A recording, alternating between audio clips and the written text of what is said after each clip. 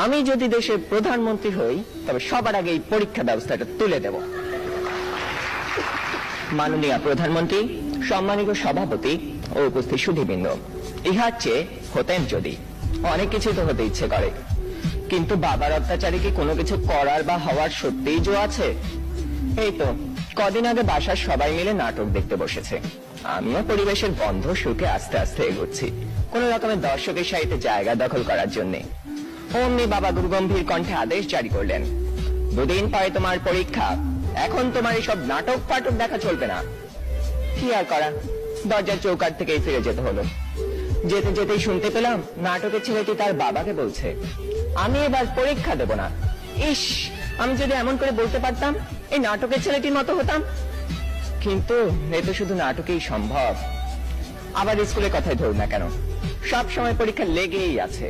Class test, সাপ্তাহিক, মাসিক, term, এবং আমাদের স্কুলে আরো একটি পরীক্ষা আছে, পপ টেস্ট। অর্থাৎ বলা নেই কওয়া নেই, স্যার ম্যাডাম ক্লাসে এসে দুম করে বললেন, তোমাদের পরীক্ষা নেব। কি জ্বালা, এমনিতেই পরীক্ষার ভয় বাঁচি না, তা আবার এই পপ টেস্টের ভয় রাত দিন কাঁটা হয়ে থাকতে হয়। জনান্তিকে বলে রাখি, আমি যদি দেশের প্রধানমন্ত্রী হই তবে সবার আগে এই পরীক্ষা ব্যবস্থাটা তুলে দেব।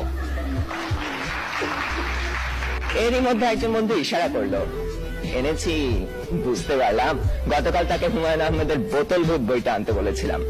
কোন রকমে পরীক্ষা শেষ করে উঠে গেলাম লাস্ট বেঞ্চে। দুজনে মিলে মজা করে পড়তে শুরু করে দিলাম। গল্পে আছে হুমায়ুন ভূত পুষে, তা আবার বোতলে করে পকেটে রাখে। সে ভূতের খাবার চাঁদের আলো।